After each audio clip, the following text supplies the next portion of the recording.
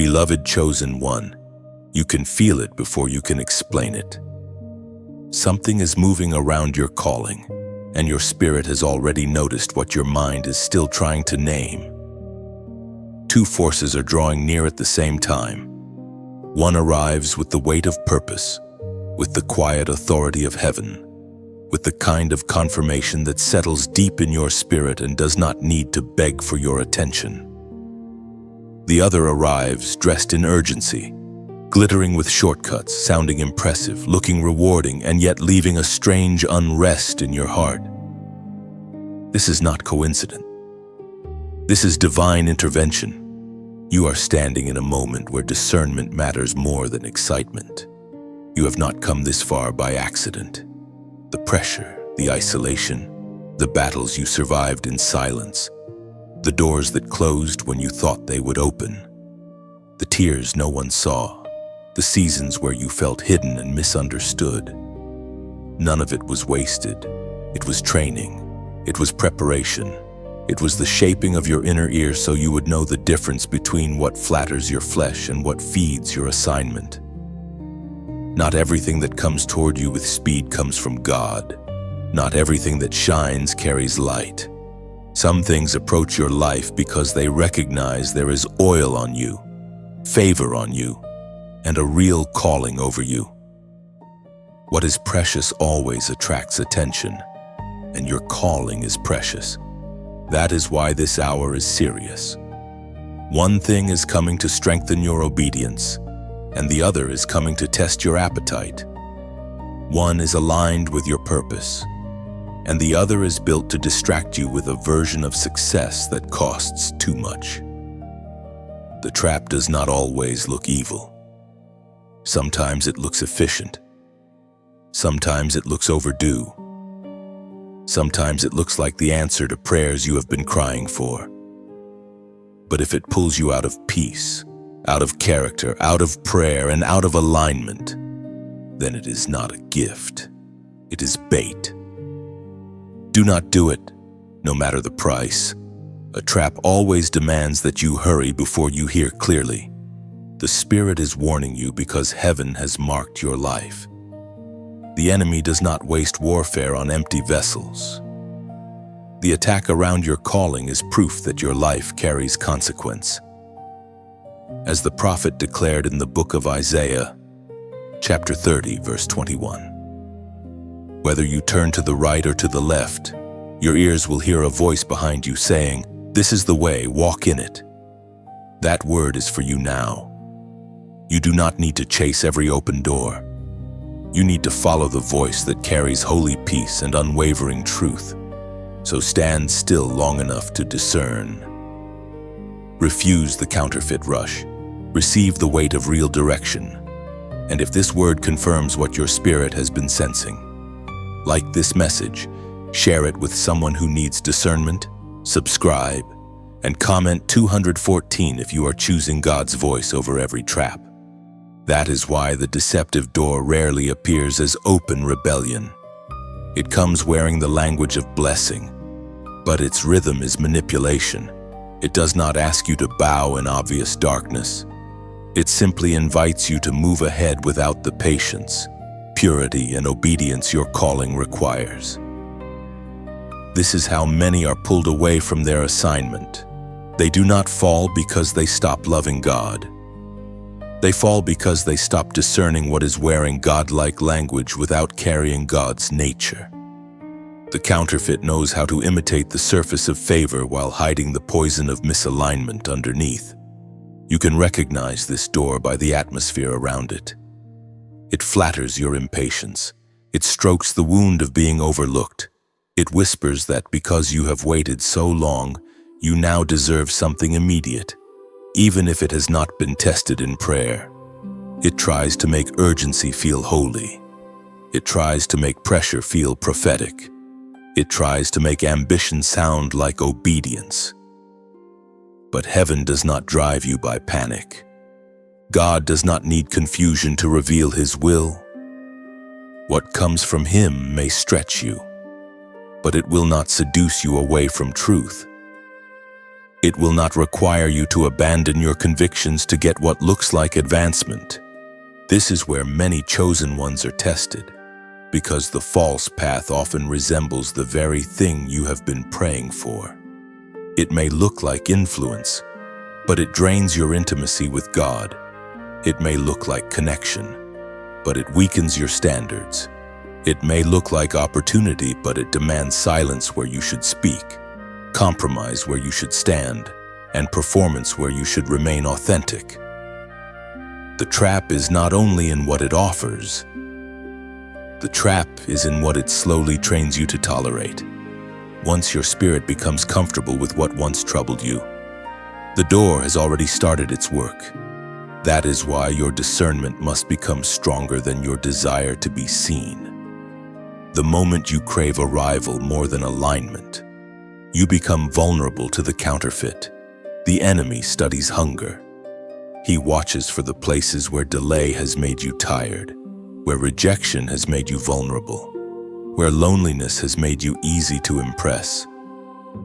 Then he sends a door that seems heaven-sent but quietly asks for your spiritual eyesight in exchange, as Jesus himself declared in the Gospel of Matthew, chapter 7, verse 15. Beware of false prophets, who come to you in sheep's clothing, but inwardly they are ravenous wolves.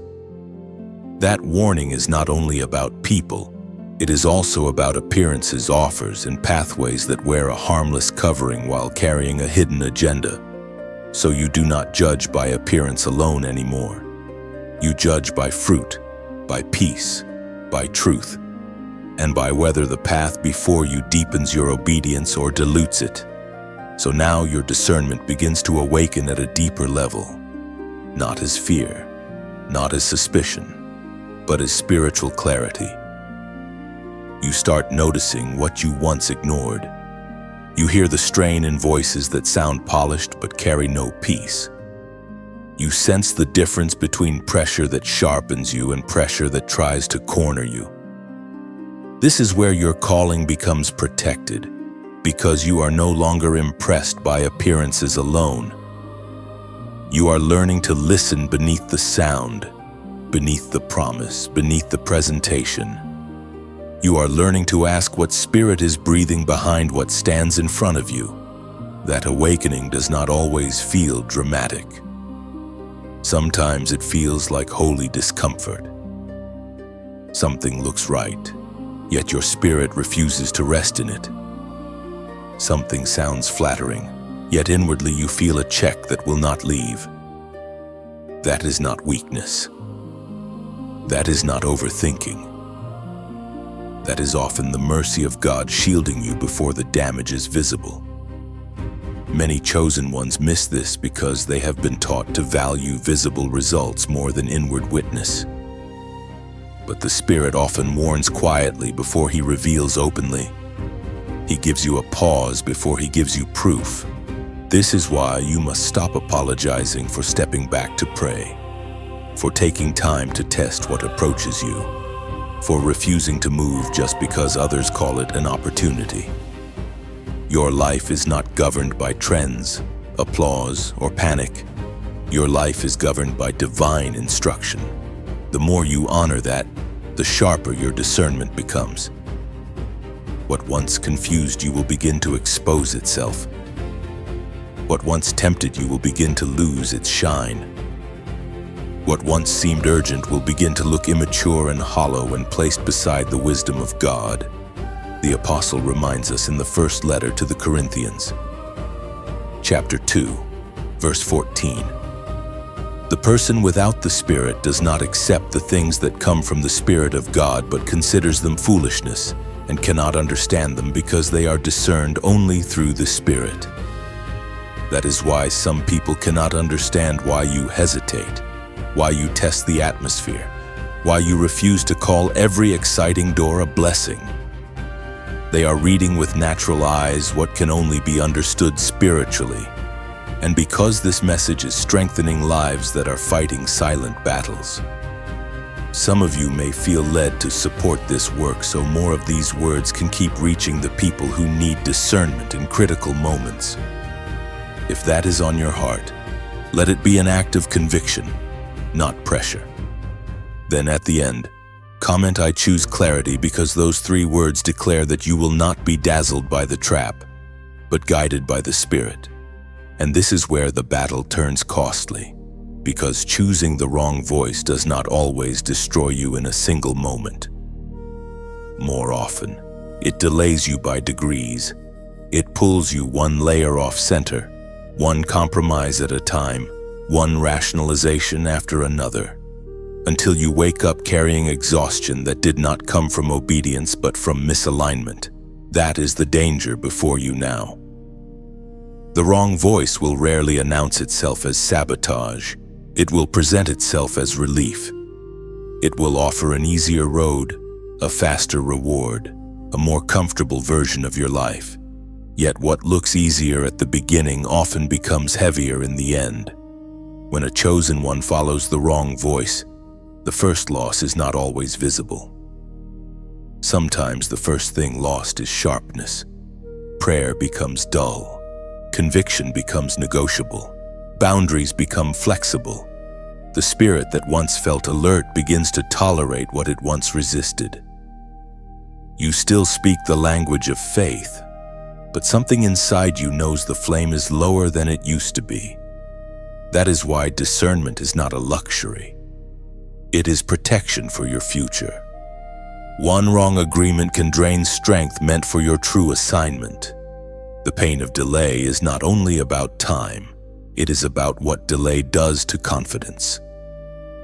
When you realize you followed something that looked right but was never God, you must then fight the temptation to condemn yourself, to believe you have ruined your destiny, to imagine that your calling has been withdrawn.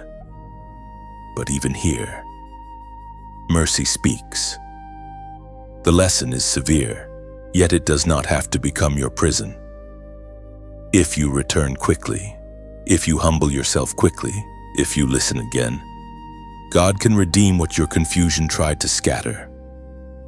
Still, the warning remains serious because unnecessary detours leave scars.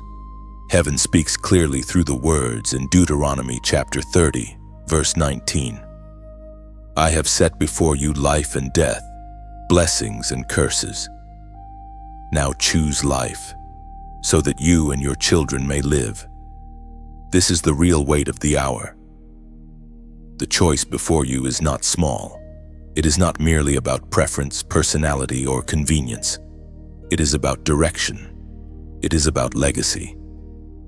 It is about whether the next chapter of your life is built on surrender or on self-will dressed as wisdom. So you must not call every option harmless. Some voices carry consequences far beyond the moment in which they speak. Some decisions echo into relationships, peace, stamina, and spiritual authority. And because your life carries purpose, the cost of choosing wrongly is greater precisely because the calling over you is greater. That is why you are being warned now, before the decision settles, before the path hardens, before the delay deepens. Mercy is meeting you at the crossroads, telling you to listen carefully while there is still time. So now you see the difference with clearer eyes. One came to lure you with appearance, but the other came to align you with purpose. One tried to stir your impatience, but the other strengthened your obedience. One promised movement without surrender, but the true call of God never separates advancement from consecration. That is why you are still standing. That is why you were warned. That is why this message reached you before the wrong hand could close around what heaven marked for your life. You are not behind because you paused to discern. You are not weak because you refused the glittering shortcut. You are not losing because you chose peace over pressure. In fact, this is the moment your strength becomes visible. Real spiritual maturity is not proved by how quickly you move. It is proved by what you refuse when your flesh wants a faster answer. You are stepping into your true assignment now, not because everything around you has become easy, but because everything within you is becoming anchored. The storm may still speak, the counterfeit may still circle, and the voices around you may still try to rush you. But you no longer belong to panic, as was spoken in the sacred texts of old. In the book of Proverbs, chapter 3, verse 6, "In all your ways submit to him, and he will make your paths straight." That promise does not belong to the reckless. It belongs to the yielded. It belongs to the one who brings every desire, every ambition, every invitation, and every open door back before the presence of God. Straight paths are not made by human cleverness. They are made by surrender, and that is the posture carrying you into the next chapter. What waits for you now is not a counterfeit throne, but a true assignment. It will ask for courage. It will require consistency. It will call you to remain humble while heaven enlarges your reach. But unlike the trap, this path will not drain your spirit to feed your image. It will deepen your roots while it expands your influence. It will not force you to become someone false to obtain what was always meant for you. The God who called you is also the God who knows how to establish you. So walk forward without fear. Let the wrong door close. Let the wrong voice fade. Let every counterfeit promise fall to the ground without your agreement. What is yours will remain, and what is from God will not need deception to reach you. Comment 618 below as your sign that you are rejecting the trap and stepping fully into the calling heaven preserved for you. And now, if this message has felt like a flame kept alive for you in a night of strong winds, then let your response become a trace of light for someone still searching the dark. Like this message, as one would place a small lantern at the edge of a narrow path, a silent sign that hope still lives here. Share it the way a river quietly leaves its banks to reach thirsty ground far away. Comment not as routine, but as the sound of your own stone placed upon the altar. A witness that this word found you and did not pass in vain. Subscribe as one who chooses to keep a window open toward dawn, so that when heaven breathes again, your house is ready. And if your heart is moved to donate, let it be like sowing oil into a lamp you may never see, yet trusting that somewhere, for someone, that flame will keep burning.